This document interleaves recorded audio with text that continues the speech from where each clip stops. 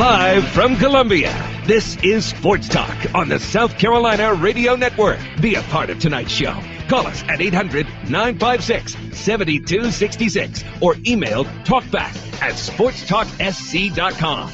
Now, here are your hosts for Sports Talk, Phil Kornblut, Kevin McCrary, and Tom Hayes. My career record's taken a dent. I don't care. I don't care. I didn't come here to improve my record. I came here to build this program. This time next year, y'all will be asking me about, man, you got this guy for 2 more years and this guy for 3 years, because new names emerge. And if you're recruiting well, and that's why recruiting is at such a premium in college football, because you got to replace great players every year. And good evening. Welcome into Sports Talk, South Carolina Radio Network here on a Tuesday night. Back together again in our Columbia studios for the first time in, seems like ages, I think, that we've all been together. Phil Kornblut, Kevin McCrary, Professor Tom Hayes down there at the very end, and we have the Steak Man Graham Pope once again behind the bulletproof glass. Glad to be together with everyone around the states, wherever you are headed tonight. Thanks for tuning in to Sports Talk over one of our great affiliates, or perhaps you're listening through the internet via our website, sportstalksc.com, or maybe watching us on our feed at the bottom of the sportstalksc.com page. It's been another busy day. Things always just seem to move to high speed about a week or so before the start of practice. Coaches are doing interviews. They're doing league meetings. They're going to ESPN. ESPN is like, the coaches are like little puppies, and ESPN is like the master. And ESPN calls the little puppies, calls the little coaches up to Bristol for what they call the car wash, which means basically they're run through the ringer of all the different platforms at ESPN, ask the same questions repeatedly. The same questions they were just asked by ESPN through 6 or 7 different platforms at SEC Media Days and last week, and ACC Media Days the last 2 days. So that's where Steve Spurrier was today. Dabo Sweeney goes up next week. They're pretty well compensated. I mean, when they look at their paychecks. Oh, yeah, they're well I don't think fed. they feel like puppy dogs. I don't feel like they're on a leash. They get good puppy chow. They get good puppy chow. Plus, but if they didn't want to go, they couldn't go.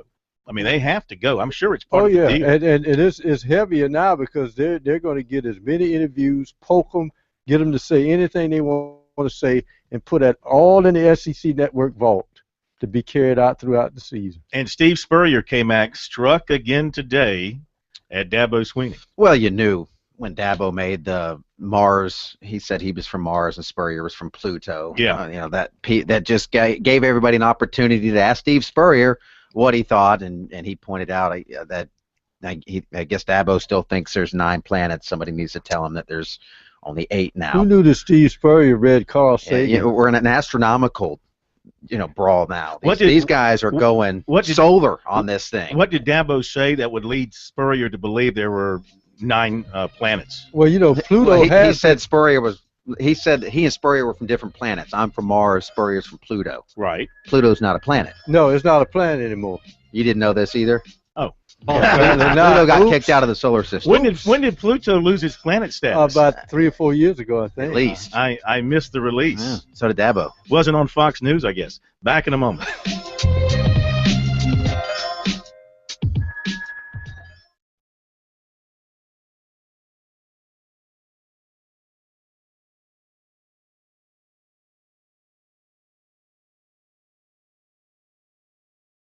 It's a ball of ice or a ball of gas, one or the other. What you have to do to qualify as a planet, I really don't know. But I remember this coming out years back.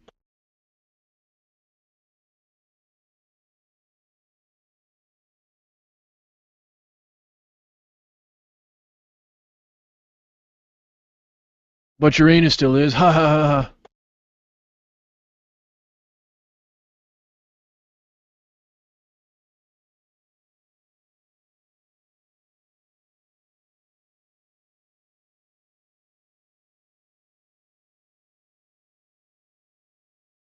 Loaded with mercury?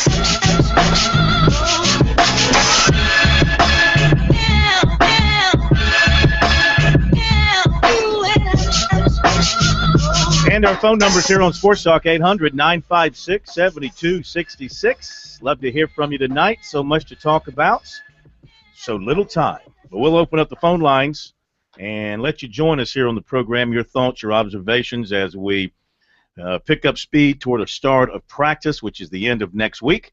800-956-7266.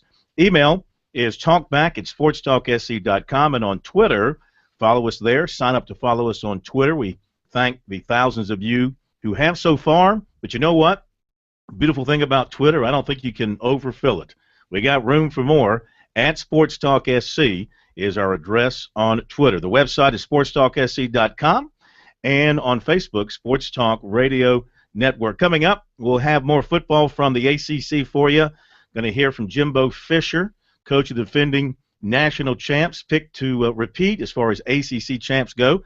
And I'm sure a lot of people are picking them to repeat as the national champions. We'll see how that goes for them. Also, we'll hear from Larry Fedora, North Carolina head coach. I think they're going to be a challenging team this year in the ACC Coastal. They'll play at Clemson this season in what should be a really good game. And USC basketball coach Frank Martin. We'll hear from him today as the Gamecocks today unveiled their non-conference slate for the upcoming basketball season. Of course, it does include a game against Clemson in December on a Friday night, December 19th in Columbia. No, that's the Friday night before the Carolina football. No, I'm sorry. My calendar was messed up. Right. They haven't gone there yet as far as pairing it with the football game. You know, Frank says he can't worry about football when it comes to scheduling his basketball games. He's got to schedule as best he can, make everything fit as best he can, so he can't worry about that. North Florida will come to Columbia November 14th to open the season. Then the Gamecocks will play host to Baylor on November 18th. Then they go to the Charleston Classic. They've got Akron and Charlotte, Cornell, Drexel, Miami of Florida, Penn State, and Southern Cal in that event. November 28th, UNC Asheville comes to Columbia. The Gamecocks go to Marshall on December 1st. Then Oklahoma State comes to Columbia on December the 6th. That's also the day of the SEC and ACC championship games and the state football championship games in Columbia. It's going to be a busy day. Clemson visits December 19th. That's probably the first game after the end of the semester break. Then the much anticipated, much wanted, much talked about matchup with, for the first time in the history of the USC program, ladies and gentlemen, visiting Columbia to play the Gamecocks at the Colonial Life Arena. Mark it down, December 21st, Coker.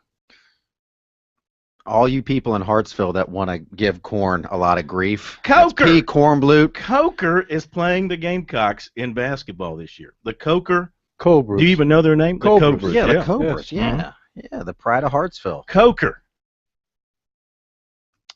North Carolina A&T on December 30th. Well, and the Gamecocks go to Iowa State to face the Mayor on January 3rd. Now, you got to remember that Coker. Remember now, Syracuse. Why not College of? No knock against Coker. No, but I'm saying, you remember But, now, I mean- Syracuse played a Division III team that's down the street from them. Right. In the dome. And I'm I just think saying Coker has been trying to get that game. You know, they want to get a big-time game. It's a short drive. The I-20 rivalry.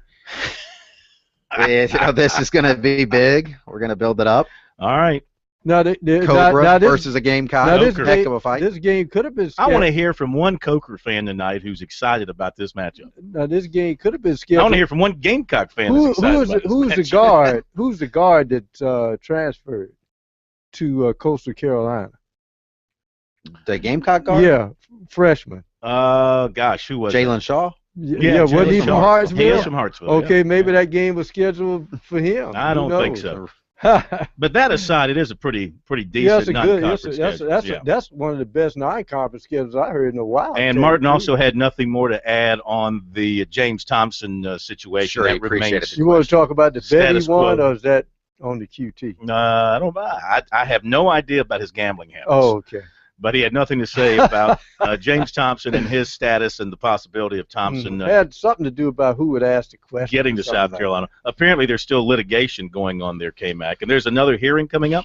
August 6th. It's his first court appearance was moved to August 6th, according to multiple people that we've talked to in Louisiana, who all our questions from a USC standpoint are referred to these people. But it's, and I get it. Frank Martin can't say anything until the legal process comes out. He did say a couple of weeks ago, twice, that he called Thompson an outstanding young man, I think. So they want him in. I think it's all going to depend on what happens in this trial or this hearing. All right, Spurrier today up at ESPN's headquarters, and of course yesterday you mentioned that Dabo Swinney's comment at the end of at ACC Media Days yesterday that Spurrier was from Pluto and Swinney was from Mars. Well, Spurrier acknowledges that South Carolina has never been to a BCS Bowl, but he did cite the Gamecock success in the rivalry with Clemson. He cracked back, quote, "Dabo probably thinks there's only, 9 planets out there? I think I read where Pluto may not be considered one now." End of the quote. The Clemson-South Carolina rivalry has been spiced up considerably in recent years with some of the verbal volleys between Spurrier and Swinney. Spurrier wants to make sure everybody knows that he's not the only one doing the volleying. Quote, "The only thing I remind Dabo of is his comment 3 years ago of the real Carolina being in Chapel Hill and the real USC being in California. Sometimes he forgets he throws some stuff out there also.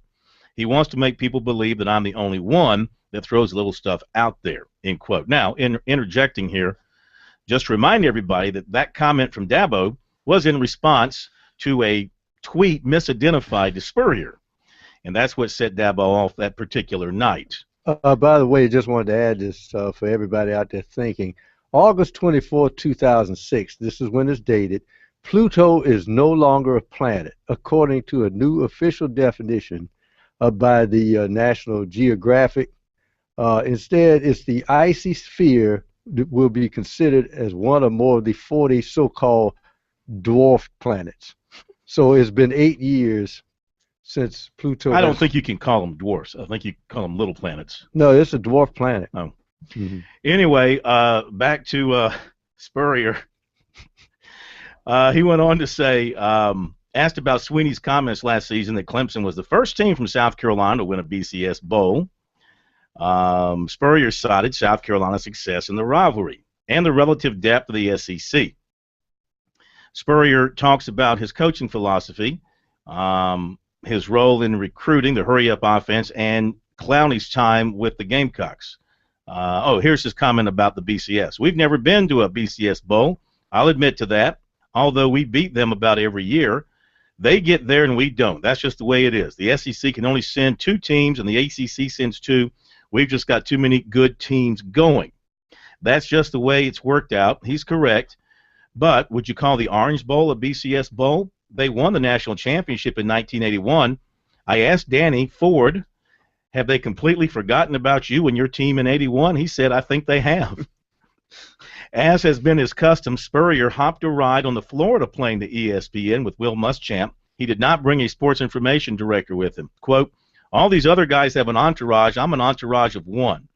None of these other coaches will ride with each other." Asked if he would ride with Swinney to such an event, Spurrier said, quote, "Absolutely. We get along fine. We really do. Our wives are wonderful friends and are involved in a charity together. It's just a bunch of talking. That's all it is." Steve Spurrier from up at ESPN. Now, when Dabo gets up there on the 29th, I believe that's when he goes up there, right? I think it's the 29th, that he's going to be fed the same stuff in an attempt to stir it up from his side. Let's see, Tuesday, July 29th.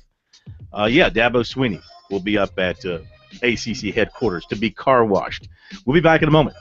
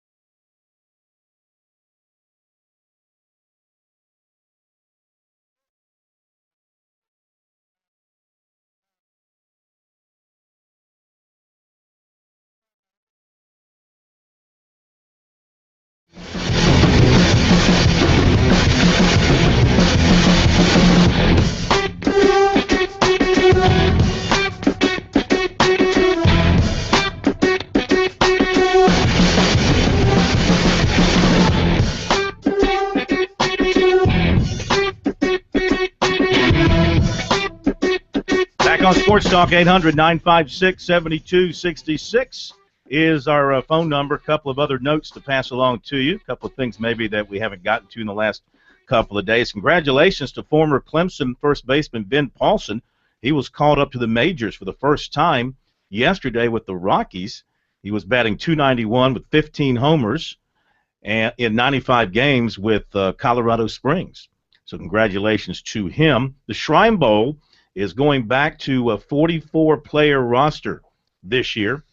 This will allow them to have more players on the team. There'll be a total of 8 more players, 4 from the north, 4 from the south, in the 2014 game. The upcoming U.S. Amateur, August 11th through the 17th, Atlanta Athletic Club, 312 will play in this event, and South Carolina has a couple of players in it. The Gamecocks, Caleb Sturgeon won a qualifier, and so he is in the events, making his first appearance, U.S. Amateur, and he'll join teammates Matt Neesmith and Will Murphy in the championship. Also, Ben Fogler, son of Eddie Fogler, who will be a senior at Vanderbilt, qualified for the Amateur.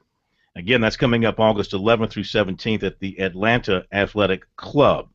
And former Clemson basketball player Ibrahim Djambo will be transferring to Hofstra after leaving Clemson after 1 season. All right, so there you go with some of our notes. 800-956-7266 and email talkback@sportstalksc.com. So we've gone through the media days now, guys. We've gotten the feel from the media about what we think about what's going to happen in the SEC, what we think is going to happen in the ACC. You know, between the two leagues, K-Mac, anything really jump out at you as being just out of whack, something that you think is like a team that was voted way down when it should be up, or the other way around? Anybody really jump out at you? I mean, no, as Nick Saban continues to point out, did so a few times today, you know, those media polls are hardly ever right. Yeah. They really are. Yet at the ACC, the poll's been right a lot. Well, because they just pick Florida State every year. Right. I mean, at Florida State, sans about a 5 or 6 year window, they've owned that league for the better part of 3 decades now. That's just the way it's gone. So it's a lot easier in the ACC when you just talk about one team, whereas the SEC, you have your Alabamas, your LSUs, your Auburns, your Georgias, your Floridas. There, you know, there's at least more of an opportunity. Then you have a year like last year where Auburn and Missouri weren't picked to win it, obviously, and most of them were picked, you know, in the bottom part of the polls. I don't think anybody thought Auburn, who didn't win a game in the SEC the year before, was going to win the championship, and everybody thought Pink would be looking for a job this time. What I'm looking for in the ACC is, can Virginia Tech rebound, and what anomaly that Louisville is going to develop in the conference. The devaluation of LSU, you know, LSU still has the push, but you don't hear them mentioned as often anymore. All right, hit a break. We'll be right back. It's going to be fun to see how good the Fournette kid is. It's going to be fun to see how good the Fournette kid is.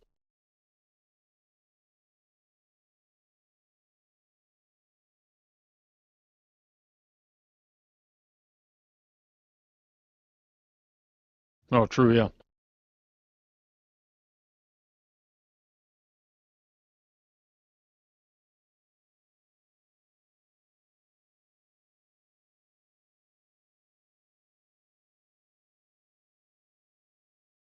He's the modern-day Spurrier, no question about it.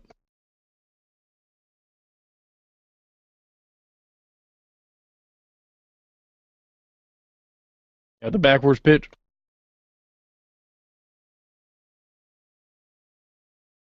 You want to run Frank here?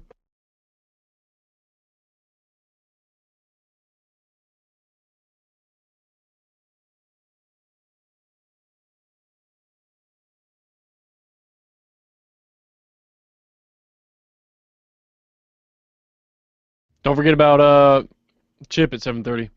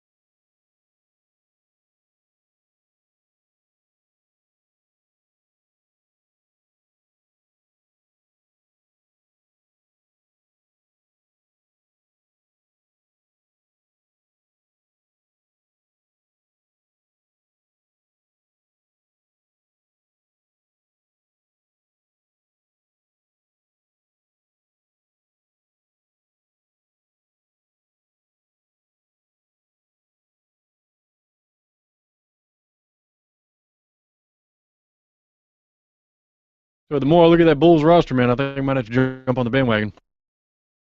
It's always been the only Chicago sports team I didn't pull for because of Jordan. Nah, he's, been gone for a while.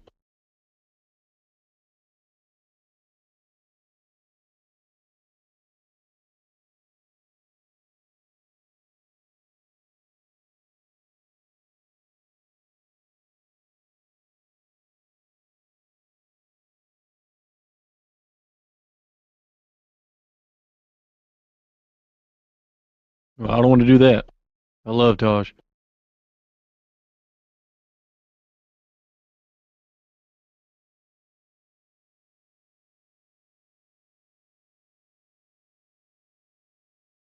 Pack your bags. Get out of here. Stand by. I don't want to get rid of either one of them.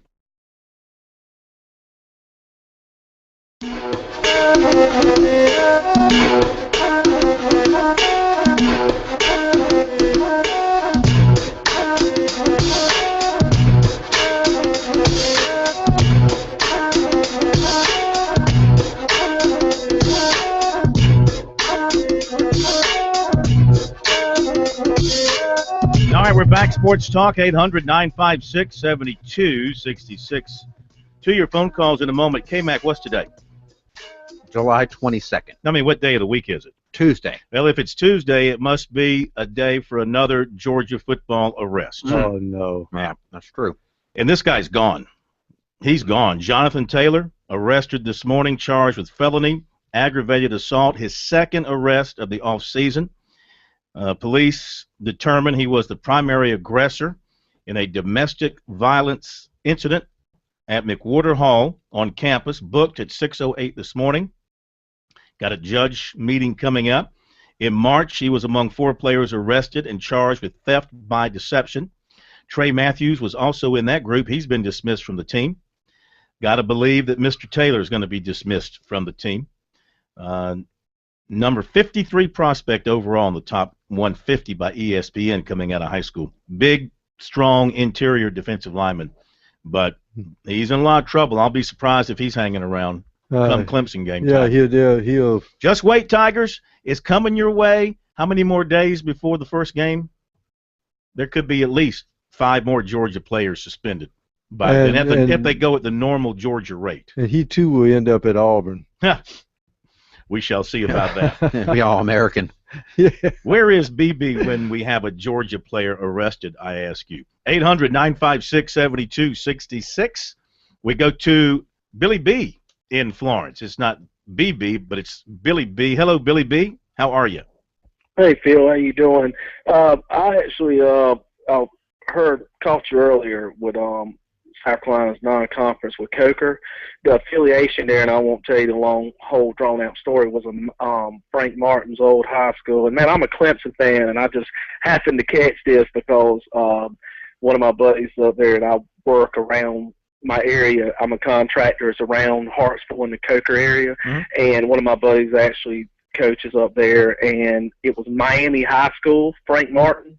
And it was Dan and Dan Smotzer are the baseball and basketball coaches over there at Coker College, and they just built a beautiful center that Sunoco over here in Hartsville actually funded, and it actually looks like a D1.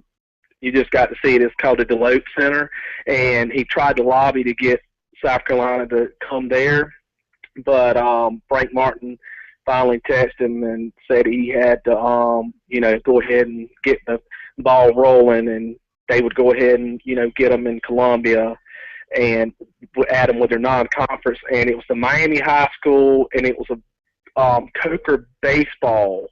It was something affiliated with the baseball connection at Coker, and Miami High School was how that all began. And to answer your other question, Jalen Shaw that went to Coastal, his ex-coach at Hartsville, Eric Samuel, is the assistant basketball coach at Coker now. So all that, just throwing that out just to see your affiliation. And like I said, I'm just, worried about those Tigers. I was just got a quick comment about Clemson. I was I think I spoke. Yeah, you were there yesterday. I thought I was speaking with K Mac, but if a lot of perception. I know Dabo speaks off.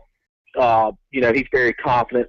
That's just the way he just pumps players, and that's just the way he rolls. And my question is when Chad Morris came in, I remember it like it was yesterday. They came off a 6-7 season when Dabo let Billy Napier go, and Chad Morris just instantly the offense skyrocketed.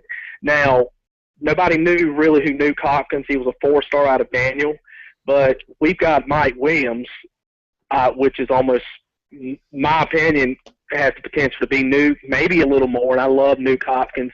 And the thing about it is what makes people think that the offense is going to just go down a spiral from 45 points a game average, and I'm just throwing 45 out. It was between 41 and 45, I think, averaging to 21 and 24 because Chad Morris, since he's been there, it's been a perennial top 10, top 15 offense, and I just don't see it changing, Phil. I mean, the talent, there's no Sammy Watkins, but there's a slew of wide receivers, and that's one of the deepest positions. I've put Clemson as far as wide receiver core as deep as anybody in the country. Well, the only difference in these receivers, and they may prove to be tremendous. I like Mike Williams. I see the talent exploding in him. But, until then, Sammy Watkins put the fear of God in everybody, and that adjusted a lot of defensive game plans. And when you lose a guy like that, it's just a question mark there. They may find the talent, but I'm telling you, defenses had to adjust when he just walked on the field. He scared people. Yeah, he was like the Clowney of the offense. You always had to account for Watkins at Clemson, and right now they don't have a guy that really would put that fear into you. Williams might develop. Artavis Scott might develop. Jamon Hopper might develop. Adam Humphries is a very solid receiver who's always going to be open and catch everything thrown his way. I still like the tight ends and think that they can become a bigger part of their offense. J.J. McCullough may emerge as a big-time player on that offensive side. They've got all kind of possibilities there, but my concern is that you got a brand-new quarterback who's never been tested. Teams are going to probably line up and dare you to throw it on them and try and put the ball in Cole Stout's hands and see if he can beat you, see if those receivers can beat you. And, you're going to have 3 new starters on the offensive line. There's just a lot of reason, I think, to be concerned. Now, in talking with Dabo the other day, he didn't express a great deal of concern, and he sees his players every day and knows a heck of a lot more about them than any of us on the outside. And maybe he has the knowledge to give him quiet confidence about what this offense can do. He does not believe it's going to be a big drop-off. Also, keep in mind you're breaking in a new kicker. You've had Catanzaro there for 3 years that you pretty much could count on for a good field goal from practically anywhere on the field. So, I don't know. I think there's reason to be concerned about what this offense is going to be able to do against – I'm talking about against your primo opposition. I'm talking about Georgia, Florida State, North Carolina, South Carolina, those 4 teams at least going into the season. We'll see if anybody else develops among the other 8 who can give you a battle. Yeah, now, Phil, before I get off, I'll say this. Do not forget that offensive line, that is one of the most athletic lines that I've seen, and it's 7-8 deep. Isaiah Battle's a freak. Eric McLean was a top 50 player at a tight end. He's going to probably move to the guard. You've got Crowder. It is a 8-deep offensive line, and Jordan Leggett, if he, barring getting his, he had a little, I don't want to say an ego, a personal problem, but he's an NFL first-rounder. He's a 6'6". He played at 238, runs like a deer, and I know you remember Jordan Leggett coming out of Florida. Mm-hmm. He's a stud. Jordan Leggett is a first-rounder barring injury, barring something that happens. If not, he's an early second because that guy is a matchup nightmare. But I'll let somebody else get on, and I love this state of the program, and Austin Bryant committing this weekend, big-time DN, and Clemson, to me, looks like they're going to probably bring in a top 5 class, barring the disaster or so forth. But y'all have a good one, guys. All right, thank you very much. And Appreciate your phone call. Going back to his comments about Coker, I mean, I got to be honest, and things, of course, have changed over the years, and Coker's a bigger school. And growing up in the PD as I did, I think of Coker College as this little small community school in Hartsville of the NAIA variety.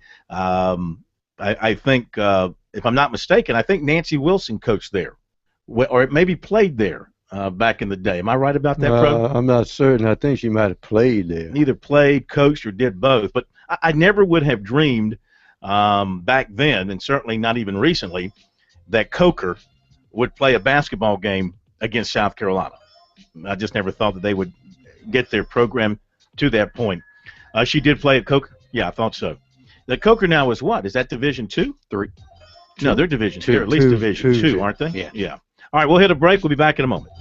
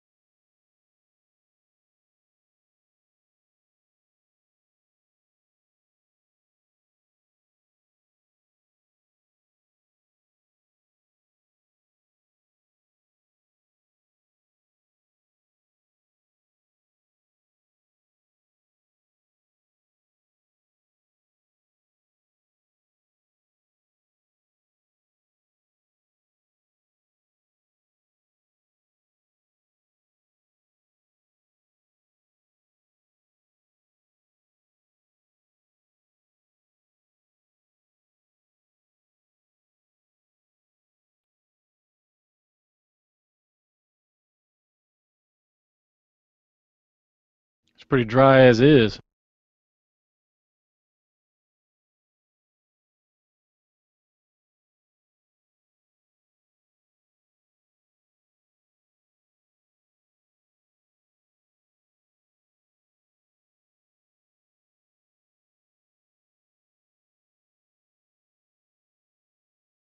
NFL, baby.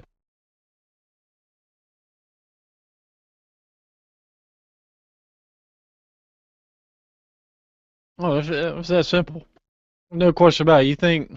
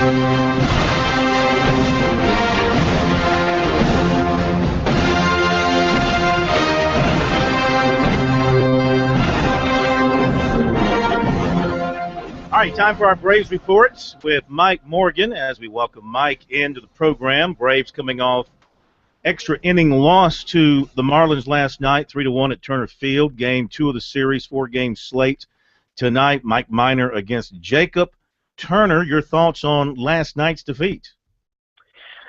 Last night's defeat was synonymous with so many of the defeats this year for the Braves. And the two things that continually stick out, the two warts on the resume, if you will, is that when the Braves lose, they struggle to hit with runners in scoring position, 0 for 8 last night.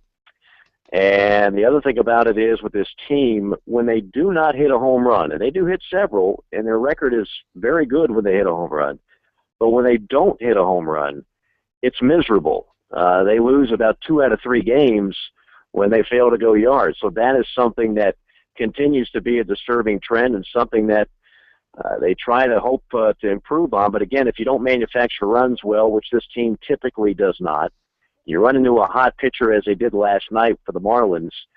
These are the kind of things that continually show up when the Braves struggle offensively. Now, as far as the catching position is evolving, Evan Gattis is back. How did he feel after the game? And was there any gnashing of teeth or thinking of how can we keep Bethancourt up, or were they going to send him back all along? Well, I think, first of all, Gattis is good. No issues there, no serious issues. They were not going to rush him for sure. I think they took every precaution imaginable. Hopefully that'll be something that we don't hear about again. A bulging disc in the back is never something to take lightly, particularly if you're a catcher, and particularly if you have the violent swing that Evan Gattis has that we talk about so often.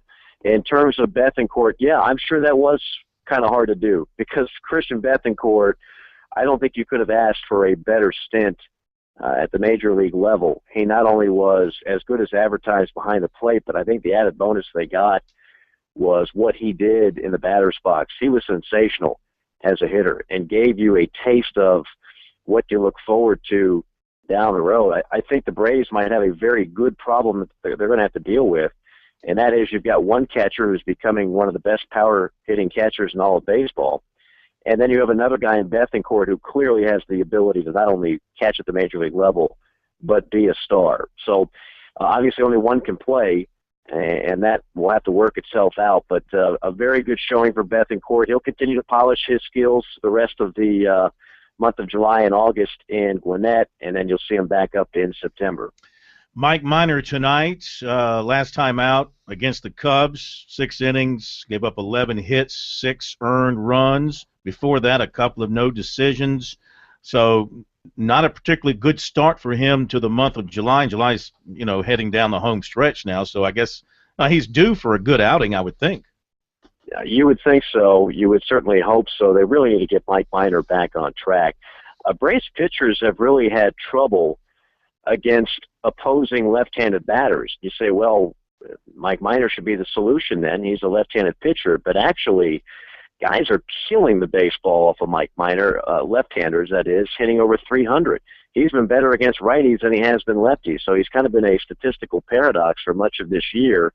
And that's hard to figure. But when you look at Mike Minor on the mound this year and just seeing him close up, there's just been way too many times where he's not hit his spots. Never been an overpowering guy, but he's had pinpoint control for much of his time with the big club and even in the minors. But that has been lacking this year, and he's just never seemed to get into a comfortable rhythm for more than one start in a row. He needs to get some momentum going and get back on track in the second half. All right, what about trade rumors now? I guess we'll ask you about this every night until the deadline. What are you hearing? Oh, gosh, what have I not heard? David Price, Andrew Miller. I'm hearing a lot of left-handed pitchers. Cliff Lee is the latest one. That's the flavor of the month. What in the world would the Braves give up to get David Price? A lot would be the answer. I don't know if the Braves, quite frankly, have enough to get David Price, because right now this farm system has been drained quite a bit. You think of all the guys that started this year in AA and AAA that are now on the big league roster. They have to give up a lot of future picks, I'm guessing, and a number of top prospects, including a guy named Jason Hirsch, who was a a flame-throwing right-hander out of Oklahoma State who they took in the first round a year ago. But I don't know how realistic that is. Cliff Lee, again, you're going to have to inherit a lot of salary and give up a lot for a rent-a-player in that situation. So I think a lot of that is a lot of smoke, but I don't think there's a lot of fire there. I think you'll see a much smaller name before the deadline. Okay, Mike. Thanks very much. Mike Morgan with our Braves report, brought to you by Witt Suber of Home Shop Realty, where you pay less for more. Call 803-518-3888 and by Founders Federal Credit Union, helping South Carolinians attain their financial goals.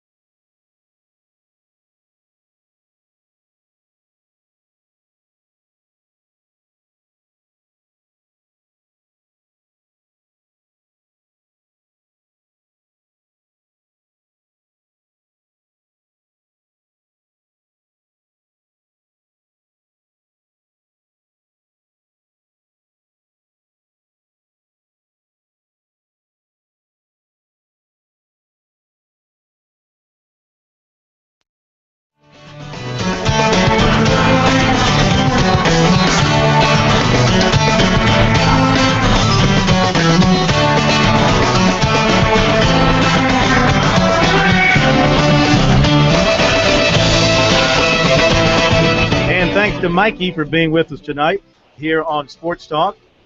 Coming up for the next hour, we'll hear from Frank Martin, a little football from Jimbo Fisher and Larry Fedora. No, I was just thinking about Mike talking about baseball. You know, it's interesting. I made a point this weekend to dabble into just looking at some baseball this weekend, and I've come to the conclusion that the National League, there's no dominant team. Milwaukee looked like they were going to run away with the Central. Now they've dropped back to the pack, in which the Cardinals now threaten. They only a half game back. The Giants looked like they were going to run away and hide, and at one point I think K-Mac had a 9-game lead on the Dodgers. Mm-hmm. Then the Dodgers took off, and now they've slammed on the brakes, and they and the Giants are neck and neck. And people say, what's wrong with the Braves? Well, the Braves have 54 wins. The next team with the most wins are the Dodgers with 56 wins, yet they have one more loss.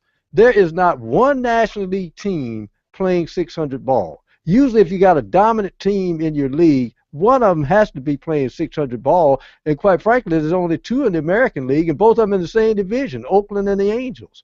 So baseball has gotten, boy, you're talking about parity in football, parity in Major League Baseball right now. Might say mediocrity. Well, you could say that too. In Major League Baseball, that and all the arm injuries, got to be a concern, all the arm injuries, and I know that they are starting to take a closer look at what's going on, but, I mean, what can you do? You get these guys throwing 95, 97, even low 90s, and the arm can't take it. The elbow can't take all that torque. Can't take the force that comes with the motion and the speed, the effort. I don't know exactly what goes on in an elbow when you throw a major league fastball 98 miles an hour, but it's one of those things where the horse is out of the barn. You're not going to be able to reel it back in. Guys are going to continue to try and throw as hard as they can. It's in their mind, especially with the radar guns and the speed being posted in the stadium. No major league pitcher wants to see an 85-mile-an-hour fastball posted up there. They want to see something in the mid-90s. They want to see. I bet, and this is one of those debates. People talk about it over and over again. By the time you get to the big leagues, let's take your boy from Japan, Tanaka. Yeah, mowing him down. And, looked great. Arm gave out on him. He had thrown so many innings. Yeah. So many innings. And now you talk about even American players, by the time they play year-round starting from a very young age. They don't play other sports anymore, so you don't get any rest on your arm. You don't get a chance to play basketball and football. And by the time you get to the show, you've logged thousands and thousands of innings. I really wonder about these summer baseball tours that these top prospects go on with these teams. I mean, I know it's very beneficial for their careers, but the pitchers, as much as they throw in the summer. 3 pitchers people have to look at in the history of baseball, at least in recent history. Tom Seaver, who used his lower body, Tom Glavine, and Greg Maddux. Never any arm problems, got people out, didn't have a lot of strikeouts. Seaver did, but the other 2 didn't. Okay, top of the hour break. We shall return.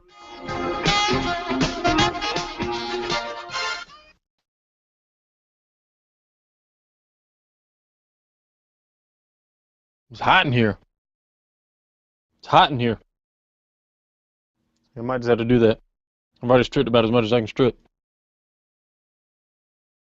Yeah, Pro's a wild dude.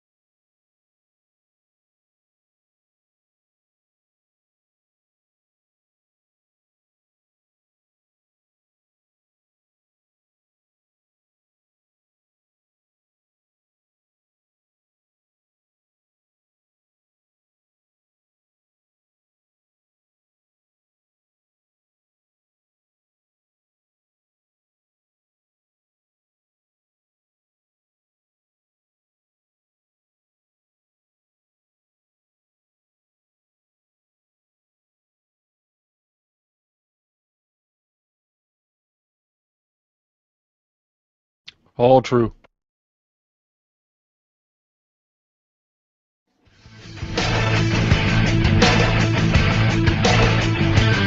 Live from Columbia, this is Sports Talk on the South Carolina Radio Network. Be a part of tonight's show. Call us at 800-956-7266 or email talkback@sportstalksc.com. Now, here are your hosts for Sports Talk, Phil Kornbluth, Kevin McCrary, and Tom Hayes.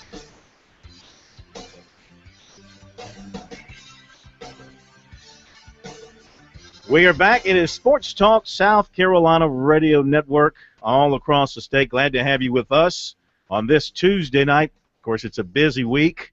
On Thursday, and hand me that little placard to your left, if you would, please. On Thursday morning, we've got the annual Steve Spurrier golf outing with the media. I really like his golf outing because Spurrier's thing is all about playing fast, and the rule is par is your friend. So in your group, you play 4-man teams. When you get to the point where you can't make a birdie, you pick up and go to the next hole. And it really helps you to play quickly.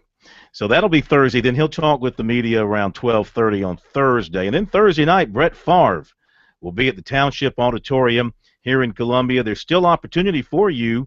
I know they are talking with Clyde Wren. They've got a big crowd planning to be there, but there is room for more individual tickets, tables as well. You can call 800-745-3000, Ticketmaster.com for tickets as well, and on Facebook you can look up the information there, Facebook.com/Favre Columbia 14, Favre Columbia 14. Favre, for those of you who don't know, is spelled Favre. So we look forward to being there as well. Should be a fun night. A chance to meet and greet and hear from one of the all-time great NFL players, period. Definitely one of the, you got to say, one of the top 5 quarterbacks of all time in the NFL. Bar none. One of the top 5 quarterbacks of all time. Top 5, bar none. 5, bar none. Any year, any era. Top 5. So, I mean, you got to put a guy like Joe Montana in that list. You got to put... I'd take him over Staubach. Yeah, Staubach. I'd take him over Bart Starr. We're talking about... But I'm just talking about guys that are still playing right Otto now. Graham. Steak man, you're just throwing names out Johnny there. Unitas. Bobby Lane. You want to throw Bobby Lane out there too? Yeah, you I'll can. take Otto Graham. I mean, Joe Montana, You got to throw Bobby John Lane in there Elway, because he's the last one to win in Detroit. Wyatt Peyton Manning, Yeah, you got Tom Brady. You got to have Brady. Brady. These are guys. Some All of right, these guys are still here's playing. the Mount Rushmore of quarterbacks. All right, Favre, Peyton, Brady, Montana. Johnny Unitas. He's got just as many titles as Rodgers. You want to throw Johnny Unitas in there as the Yes. old school guy? Mm-hmm. Anybody else from the more modern era you want to throw in there? Terry Bradshaw?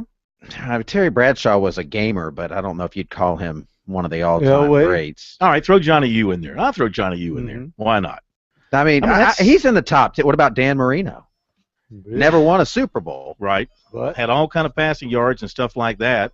Got to a Super Bowl. Mm-hmm. I mean, Rookie Favre year. only won one. Rookie year. He got Steve to Young. two. What did Favre get to? What 3? about Steve Young? Steve Young? Yeah. John I still Elway. wouldn't take him over Favre.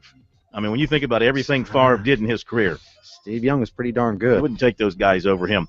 We'll be back. We're going to hear from some football coaches coming up.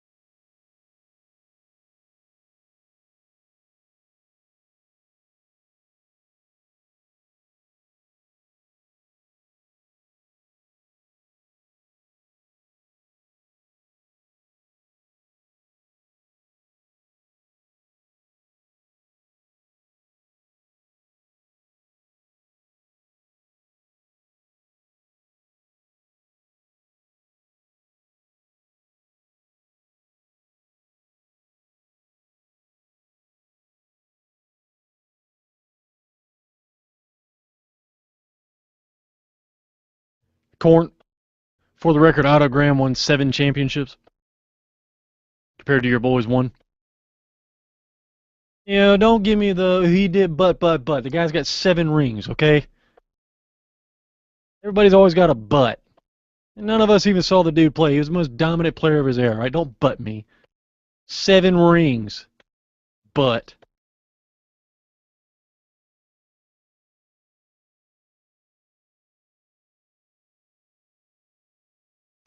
Saying I never even saw the guy play. I'm just saying I know historically speaking. You can't throw out words like bar none. Okay, when a guy's got 7 rings, I might just have to think about it.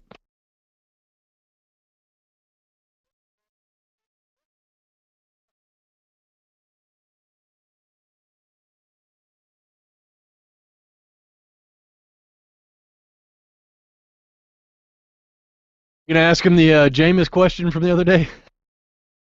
Remember that one guy asked Jameis Winston? He's like, against Duke, you had 2 interceptions, even though you won 50-6 or whatever.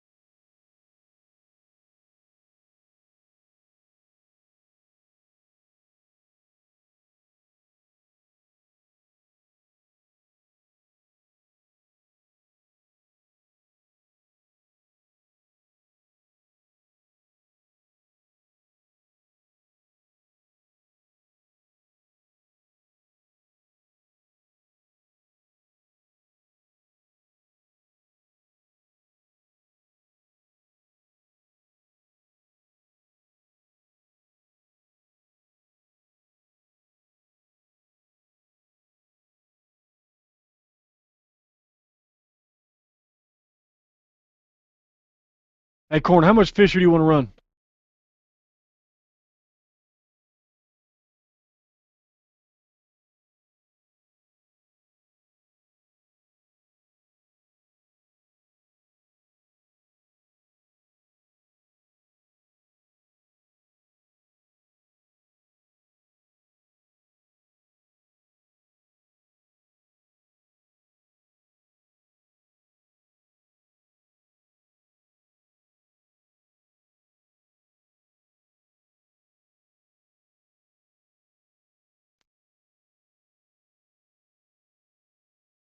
Stand by.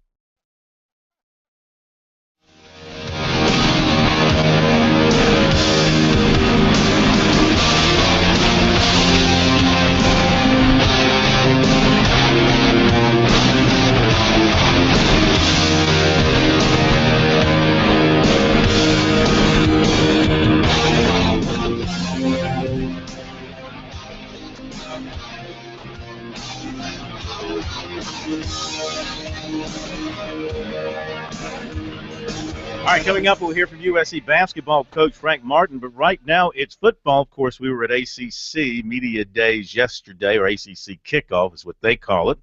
Complete coverage of that up on our website. Just hit the ACC tab, and you can go down and pick out your favorite school and coach to listen to. We heard from the Tigers and Dabo Swinney last night. Now to a couple of other top coaches and top programs in the league, beginning with the defending champion and the projected champion for this year, Florida State. Here's Coach Jimbo Fisher, and taking questions from the media. And what's the I missed your lead in there, Stateman. What'd you say it was? Well, they asked about everything they accomplished last year, and he's simply saying it's all about this year. Okay, so he's ready to move on from last year. He's got his shiny national championship ring on a finger, but he wants more, and he's looking forward to getting at it this year. It's all about what you do now. You have to live in the moment. You have to proceed to the future, learn from our past experiences and grow from them, and then be hungry enough to go play great football this fall. To our left, front row. Coach Fisher, Don Munson with Clemson. It seems like here as of late, Clemson, Florida State has been a September game. Just for pure drama, would you like to see that game move later into the schedule just to kind of help out with the ACC? And then also, can I get your comments on Vic Beasley? On who? Vic Beasley. Okay. Yeah, I mean, the game when it is, I mean, you know, depending on how you never know how the season goes. I mean, you know, if we come down to, you know, it's us two of the leading candidates for that side, you know, it does make it better and more drama when you mush it back. But, you know, it's scheduled when it's scheduled. We can't control that. And, you know, last year we had some, I think we were in say September. We are October or September last year. It was right at the end of September, I believe. We each had 4 or 5 games and we're go. I think, you know, when you have those years, it does make it dramatic. But, you know, it's scheduled when it's scheduled. You have to deal with it and play it. When you play teams of that caliber early in the season, it does challenge you, getting ready through camp and all the things you have, especially. And then we have Oklahoma State also, but they have Georgia. So we're very similar in that regard. Vic Beasley, outstanding player, very athletic. Can play the run, can play the pass, very dynamic. A guy that you have to game plan for, can stand up, can move around. You got to know where he's at all times and make sure he's not matched on backs, or you have to slide protect to him, that you can't block one-on-one. I mean, one of the outstanding players of our conference. Coach, and in the country. Coach to our right, second row. Coach, coming into this season, you're picked first in the Atlantic, as already been mentioned. But last season, it was a reversal of roles between you guys and Clemson. So that just goes to show how much it doesn't mean. So what is your focus going? Most times that people pick it wrong. You're right. Y'all pick it wrong. See, we're evaluating y'all too. So I evaluate y'all. How many times y'all? Your percentage. Hey, if your percentage of getting it right was my percentage of coaching, you wouldn't have a job either. But what now? I'm sorry. How do you keep your team focused on Oklahoma State? Well, I think that's very easy because they've been one of the outstanding teams in this country the last 3 or 4 or 5 years. I mean, Mike Gundy and their staff have done a tremendous job. They've been 2 years ago. They were right in the hunt for the national title. I mean, they've had outstanding players and have done well at all levels of ball as far as going to the pros and everything else, and opening up in Dallas Stadium, and the excitement and exposure for that game and for our program and for our conference is tremendous, and we carry that as a huge responsibility in which we carry, and we want to play well so we can go out and compete in that game. All right, Jimbo Fisher, and doing his best Saban impersonation there. We're evaluating you, too. You're evaluating us. We're evaluating, too. We're watching you. Your job is in jeopardy if you don't pick this right. But the ACC media, and as you pointed out, I mean, their choices the last 20 years, basically, Florida State, Virginia Tech, Clemson, Virginia Tech, maybe a little, well, Miami had been. How many of them picked Duke to win the division last year? How many members of the media sat there and voted for Duke unless Coach Case snuck in? Of course, how many voted for Missouri in the SEC? None. Yeah. Or Auburn. Yeah. I mean, Auburn didn't win a game the year before last. And, of course, you had that hiccup some years ago when Wake was good and Boston College was good with Matt Ryan, but other than that. Yeah, I would want to be picked first this time of the year. I picked North Carolina to win the Coastal, and they came in 4th. Now, what do I know? Didn't everybody in the Coastal get a vote except for Virginia? Maybe so. Yeah. But what do I know that the rest don't know?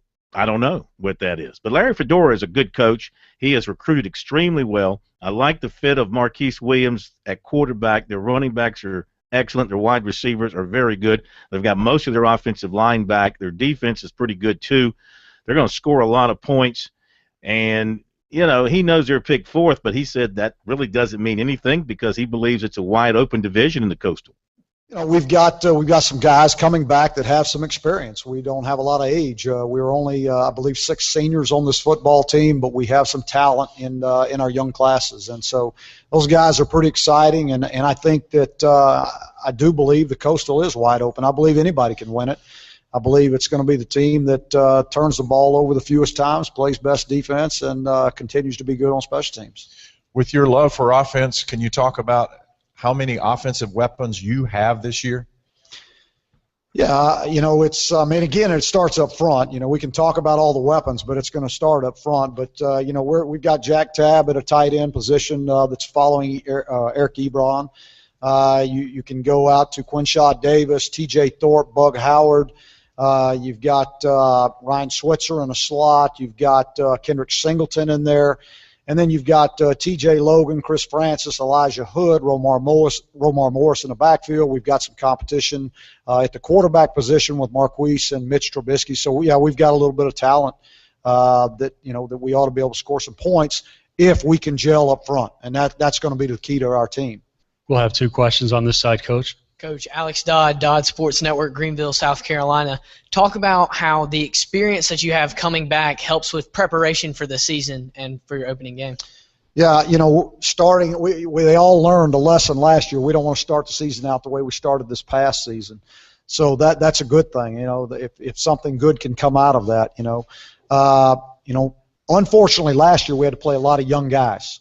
But fortunately for this year, all those young guys got a lot of experience, and so that's a good thing. So they won't be so wide-eyed at the beginning of the season, looking around, figuring out what's going on. They'll know what's going on, and they'll play the way they should play. Right here still. Coach Kenny Beck, WXII local NBC here in the Triad. You and your staff have already been asked to pick up the tab for one scandal that predated you, had nothing to do with your tenure in Chapel Hill, with the NCAA reopening its investigation into AFAM. How concerned should Carolina fans be that the football program might get touched again? I really don't think they should be concerned.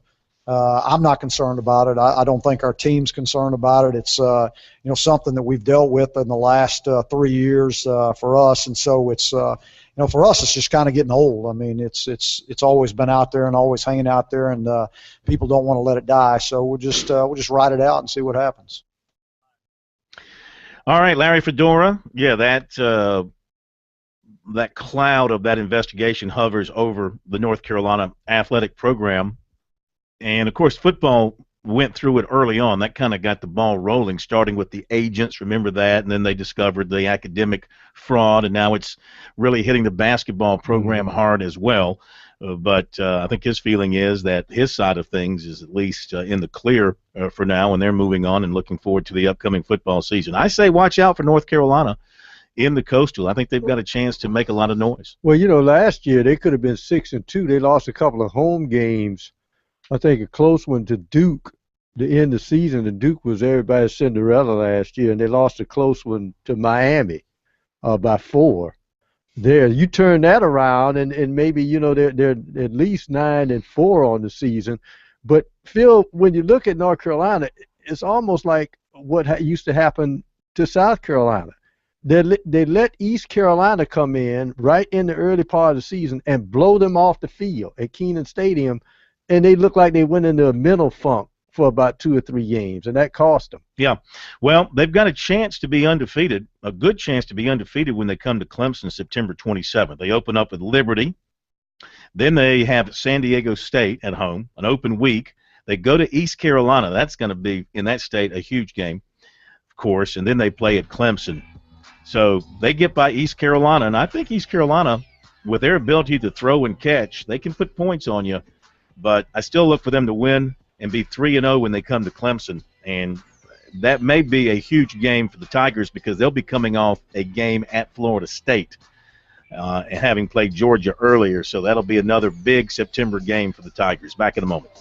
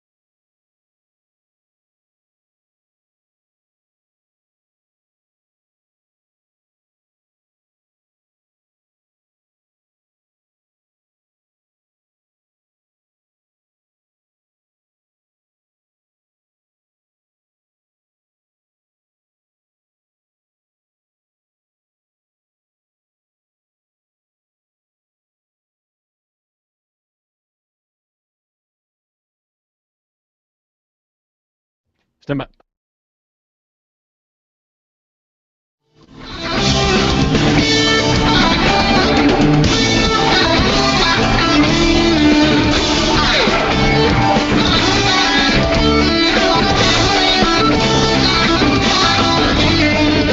right, we're back on Sports Talk. Coming up, USC basketball coach Frank Martin. Let's jump into some recruiting here on this Tuesday night. First of all, offensive lineman Zach Bailey of Somerville tells us tonight that he's not made a decision about making a visit anywhere on Saturday. There's been speculation he will visit South Carolina. There's been speculation he'll visit Georgia. There was a report on 24/7 Sports that he will visit Georgia this Saturday. He tells us that's not the case yet. He has not made a decision about what he's going to do for Saturday coming. Of course, he was at Clemson on Friday, and those were his final three: USC, Clemson, Georgia.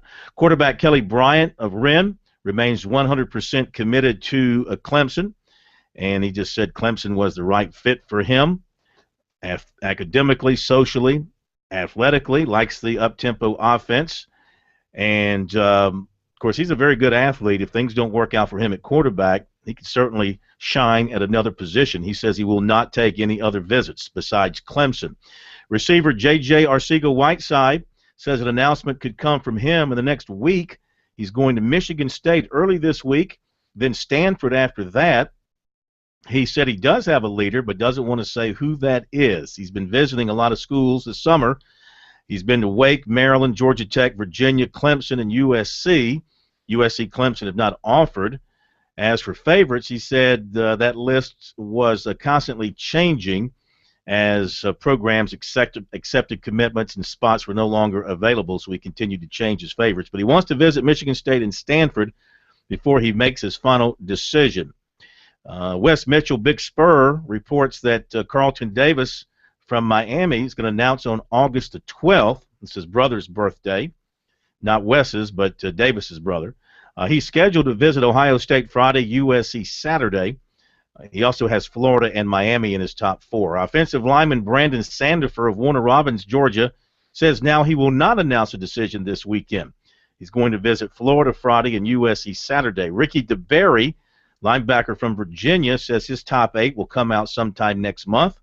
He might visit Virginia tomorrow. He's a Clemson target. Baseball, third baseman Joe Rizzo, 5'11", 195, Vienna, Virginia, committed last night to South Carolina over Clemson, Maryland, and Virginia, projected as a third baseman, ranked 177th in the country by PerfectGame.com. And in basketball, Oklahoma State today offered Tevin Mack, 6'5" guard from Dreer, and Newberry has announced the signings of guard Tanner Springston from Chapin, Marquise Hunter from Seneca, and Demetrius Sanders from Raleigh.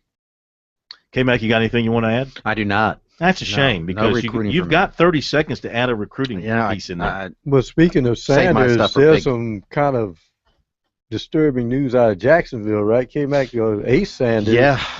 Ace Sanders looks like he's facing a 4-game suspension with the Jacksonville Jaguars. Looks like he's going to miss most all of training camp for undisclosed reasons right now. But he said he is leaving the team right now for personal reasons, and it's facing a 4-game suspension that he's not expected to appeal. In the regular season, 4-game Yes. regular season suspension. Wow, that is surprising news.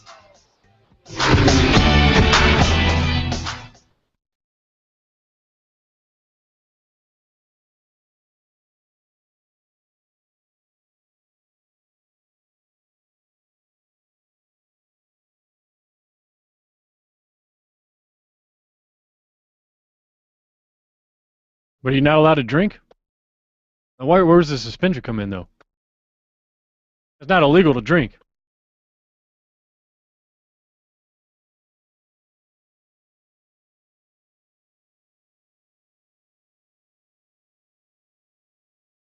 Which wouldn't be alcohol.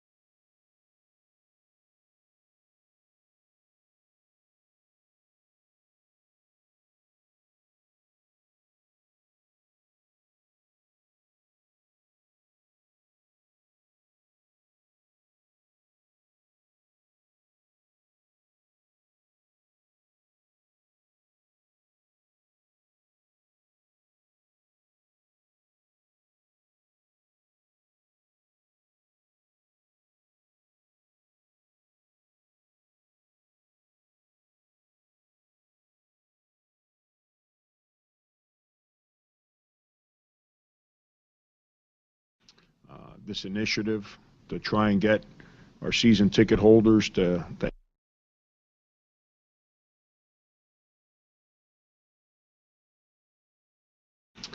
this initiative to try and get our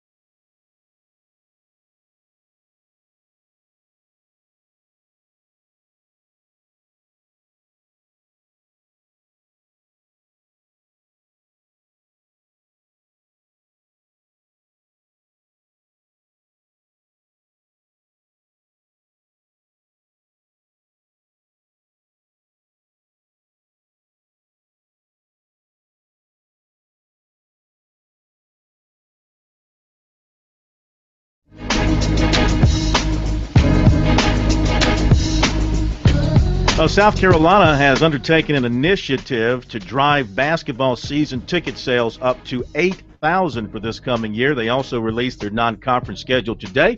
Frank Martin met with the media for about a half hour. Here's some of what he had to say in our give and take. This initiative to try and get our season ticket holders to at least 8,000, which would be a number that hasn't been touched around here in a long time. And when you take into consideration that I don't speak in negatives, so it's not the way I view it, but reality is reality. 4 consecutive losing seasons, and yet season ticket sales last year went up more than everyone in the country, with the exception of 7 other schools, I believe. Says a lot for the excitement of our fans, the work of our players, and the work of our people in marketing, and that's what excites me about where I get to work every day. And then challenging our players and our fans by scheduling the way we try to in non-conference play.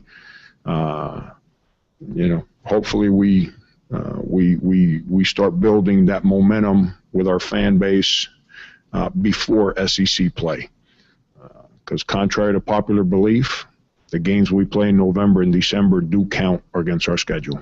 Frank, you got kind of the Big 12 flavor in this year's schedule with Baylor, Iowa State. Just how did those games come about? Obviously, Baylor kind of owed you a game, but how did the Iowa State and Okie State games come about? Baylor was ESPN. It's part of 24-hour for basketball stuff, kickoff. I'm not sure exactly what the title is, but they had a lot to do with making that game happen. Oklahoma State was part of the SEC Big 12 Challenge. And then Iowa State, I just thought it was a home run opportunity in an area that we recruit. Get Ty Johnson home. The plan at the time was Shameik Shepherd get home, and then play a big-time opponent that plays unbelievable basketball in a great venue. And I have a lot of respect for the coaches in the Big 12, and I think they do for me as well. Obviously I'm familiar with that league, so I think it's great opportunities to play quality basketball early in the year to challenge your team and to make your team prepared for the SEC. And if you've heard me speak before, I think there's a lot of similarities for the kind of basketball and the quality of basketball in both conferences. So I think it prepares our team for the SEC. you talked about setting up that challenging schedule. Is this kind of where you want to be? Would you like to have been a little bit harder, a little bit less, or is it kind of right where you want to be? I like recruiting real good players. Real good players like to play on television. To play on television, you got to play quality basketball games. So we got to schedule that way. Usually the way it works is when we win those kind of games, I'll go in the office and I'll say, that's a great job by me finding that team. And when we don't win, I'll go in the office the next day and I'll ask Andy Ashley why the heck he scheduled that game. And it's a lot easier on coaches' lives when you figure out a way to schedule where you got 10, 11 wins before you enter January.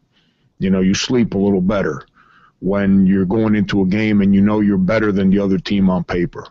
When you're constantly challenging your team, it gets real stressful because what happens is come January, your days kind of disappear because you're so consumed with every opponent because every game is so hard that if you schedule that way in non-conference play, it makes it for a long 5.5 months. With all that said, that's the way it needs to be. You're not fooling anybody in this business. If you can't win in league play, you don't need to try and trick people that you're good when you're not. We're all going to get judged by how we succeed in our conference. You have to prepare your team for league play. And I think our team continues to take step forwards and our program continues to step forward where we need to start preparing for what it's like to be a good basketball team. And that only comes by continuing to challenge it. But we have a duty to our fans, we have a duty to our team, and we have a duty to the SEC. Those are the three groups of people that we have to make sure we prepare for and do things the right way for.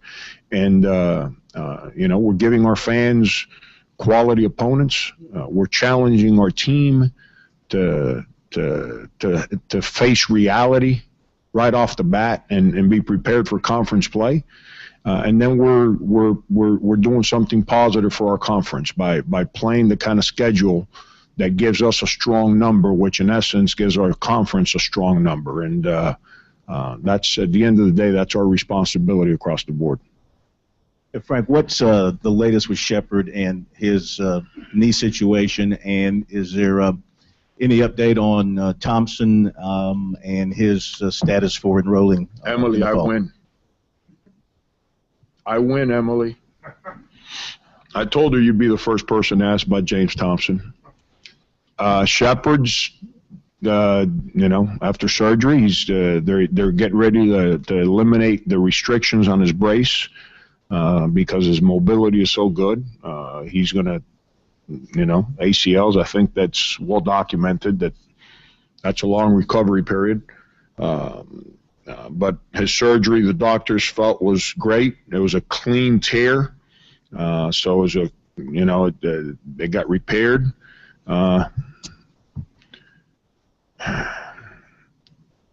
And then with Thompson, the school put out a press release because there's nothing that we can say because there's a legal matter. If anything had changed, then I would have spoken publicly about it. But nothing has changed. If you choose to ask the people that you're getting stories from, then go ask them. My stance will not change. Frank, I know it's 4 months until you guys hit the court, but do you have a sense that these guys are as frustrated with the losing as you've been and are ready to kind of turn things around and take that next step? Pete, here's because it's an interesting thought that the guys here, they really haven't been consumed with losing for the most part, they've been here for 1 year, and they were all freshmen. And the way we finished the year, you know, we didn't go into the off season saying, "Oh, we're a bunch of bums. We got no chance to ever win a game." You know, we as coaches, we don't speak about yesterday. We always talk about tomorrow. We talk about getting better. We talk about being good enough. That's the frame of mind that we bring into the locker room every day, and it's a frame of mind our guys have developed. And I understand when you look at records, you know, you sit back, you know, look, my career record's taken a dent. I don't care.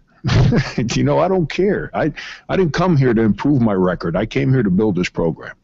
And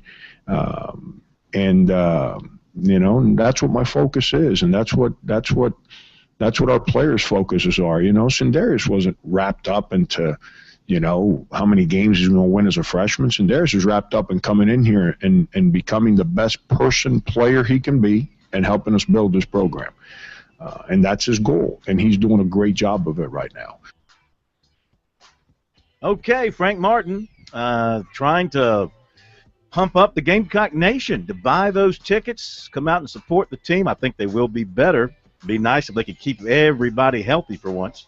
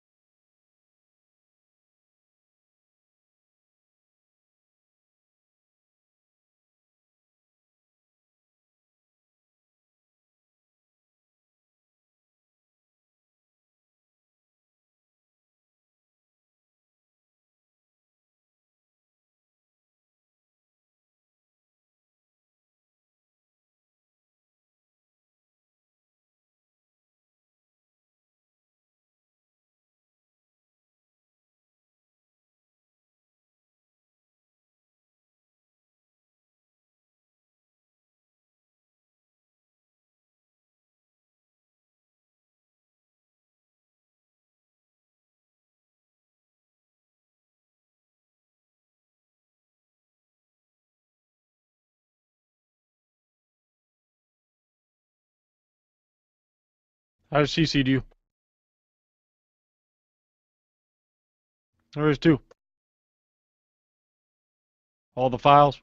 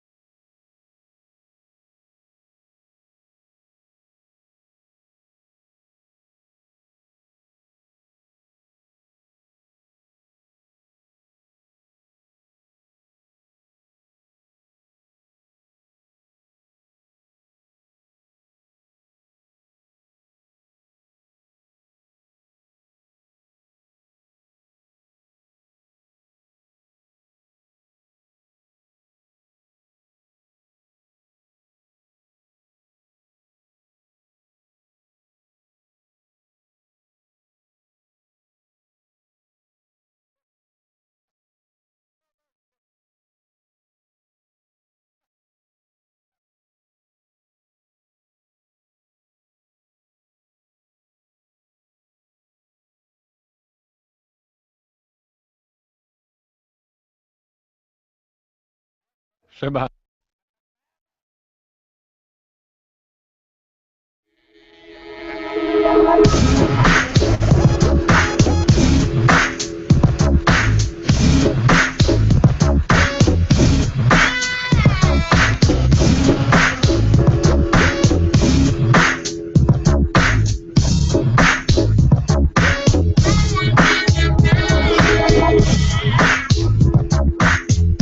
Hey, one more basketball recruiting note. Failed to mention when I was running through the Newberry signings, there were actually 4, not 3. I missed one. The other was 6'3" Xavier Hill from Irmo has signed with Newberry. So I want to make sure I got that out there. If you want to join us, 800-956-7266, the phone number. Got some email to get to, and K-Mac is scanning Twitter, where he is the king of the tweet. Yarkey writes, do you think Tim Settle, Albert Huggins, Darian Roseboro will commit to Clemson? Of those 3, right now, I get the feeling that the best shot would be Huggins right now. Roseboro did not show up at the all-in cookout, which is not necessarily an end game sort of thing with him or any recruit. He's going to announce August 29th. And I don't know of any leader. He's getting a lot of pressure to stay in state and be that guy in state to help NC State or North Carolina in particular. So I don't know about him. Tim Settle, he likes Clemson, been there. He's a young man that refuses to take phone calls from the media. I think if you're at a camp, one of his camps that he attends, one of those combines or something, he'll talk to you. So I don't really know with him. I don't get a strong feeling for Clemson right now, but then again, I don't have a strong feeling in any particular direction with him. And is Clemson recruiting Shy Tuttle, Perry Tuttle's nephew, defensive lineman from North Carolina? I get the feeling it's just more of him tossing out Clemson's name than Clemson recruiting him. He hasn't been to Clemson. He wasn't at a camp, I don't believe. He hasn't visited, wasn't in for the cookout. He did mention them in his Final Four. I don't get the feeling that there is a great effort there on Clemson's part. Lucas writes to us, Georgia Tech will win 8 to 9 games this year. Seems like everyone is sleeping on Georgia Tech. Well, if you had to listen to Paul Johnson talk, you'd fall asleep too. I mean, really, the guy is monotonous and boring. But if he gets the right quarterback in his offense, they can be a very difficult team to beat. We all know that. Mm-hmm. They get that triple option thing going and start running downhill against you, and it's a tough thing to stop. But he lost a very good quarterback in Vad Lee. Don't know what happened there. He decided to leave, and so they've got to start over again at quarterback. A sophomore, Justin Thomas, stands to be the guy, or maybe Tim Byerly stands to be the guy. He's a transfer from Middle Tennessee State. They just don't have they've got good players, but there's really nobody on their roster that really, Broderick Snoddy, I've heard of him for a couple of years, but they don't have anybody that really jumps out at you as being an offensive guy. They've had some good offensive players, running backs, receivers over the years. I don't see anybody there that really scares you. But it's one of those things where Tech got into the funk where I don't care if you're the explosive option team, they got in a lot of games where they fell behind early. And if you don't consistently grind 6-7 yards of crack, it's not a catch-up offense. And that's what caught them last year. They couldn't catch up with anybody. Isn't it ironic that Georgia Tech with that option offense may end up this year with the 2 highest paid wide receivers in the NFL? That is incredible. It's unbelievable. That is really Megatron. That just doesn't fit. That just doesn't fit. And what a waste of receiving talent. Well, Megatron was there before Paul Johnson. Yeah, he was. He was. But put those guys in Clemson's and same offense with or something. Thomas was there right at the Thomas was right at border. the beginning. Yeah, he was recruited by and that's the problem with Paul Johnson. He inherited some pretty good players that Chan Gailey left behind, and when you have athletes running that system, but he's not recruiting the same caliber of athletes. Yeah. It's got a better system, but worse athletes. Well, their offensive production has has been steady. They have averaged over 400 yards per game going back each of the last 5 seasons, 430 yards per game last year, but they gave up a lot of points last year as well. Now, Ted Roof is their defensive coordinator, and he is improving things, but, they gave up 41 points to Georgia. That was in overtime. They gave up, let's see here, there was another, they gave up 45 to Miami. Those are their 2 worst. Well, 38 to BYU on the road. So they open up with Wofford. And can Wofford beat Georgia Tech if they get their triple option going? Yes, they can. You think so? Yeah, huh? and that would be a game that all in you about guys would love to go 45 to minutes. because it'd be about 2 hours. Yeah. A newspaper writer on Deadline's dream Absolutely. assignment. Well, they should open up 3-0. Wofford, Tulane on the road, Georgia Southern. Then they go to Virginia Tech on September 20th. So we'll see what they've got when they go up to Blacksburg. Be right back.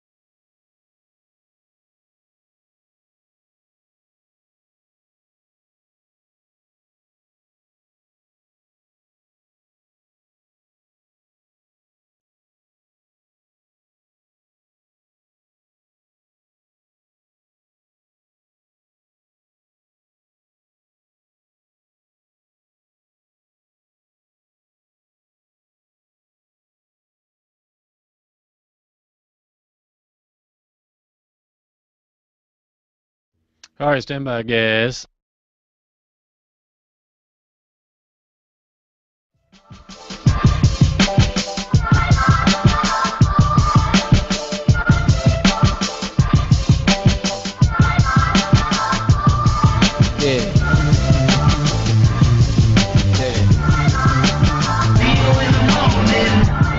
Hey, we mentioned that Ben Paulson was called up last night to play for the Rockies. He went 2 for 4 with an RBI and batting in the 6 hole. So a good start for him. It's funny, the Rockies called up Cal Parker earlier. He was up and down a couple of times.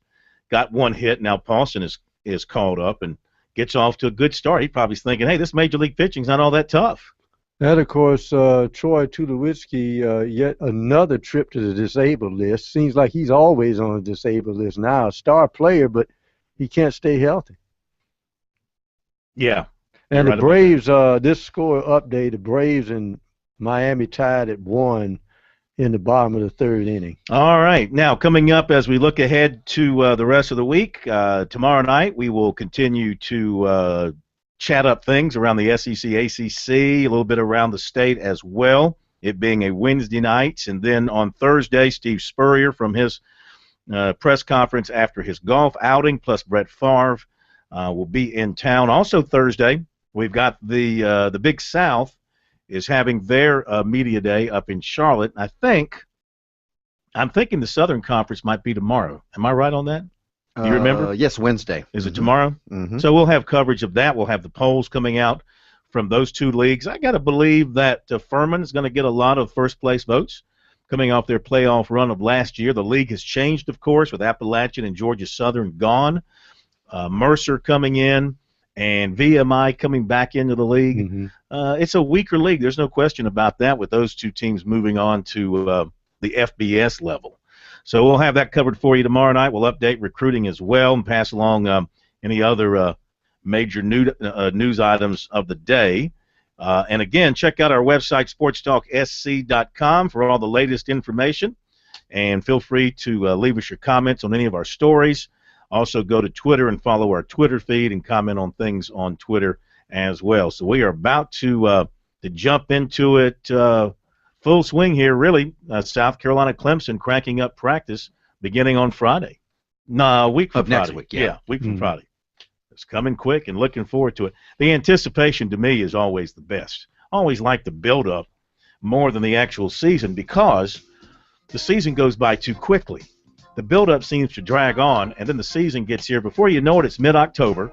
And then, once November hits, what are you thinking about? That countdown clock at Clemson will be down to, I wonder, are they doing it by months or just by days? And Days, then hours. Hours, minutes, seconds. Even though their kick time hasn't been announced, I think they just assumed it was going to be a 7 o'clock kick. When they announce the 2 weeks out what time the game is, they might have to adjust it a wee bit. That'd be an interesting video. Let's see who adjusts the countdown clock at Clemson when they have to add time or take away time to the countdown clock. Hey, thanks for being with us tonight. We certainly appreciate it, and we'll be back here with you tomorrow night on Sports Talk. Thank you, K-Mac Pro and Steak Man. Have a great evening, everybody.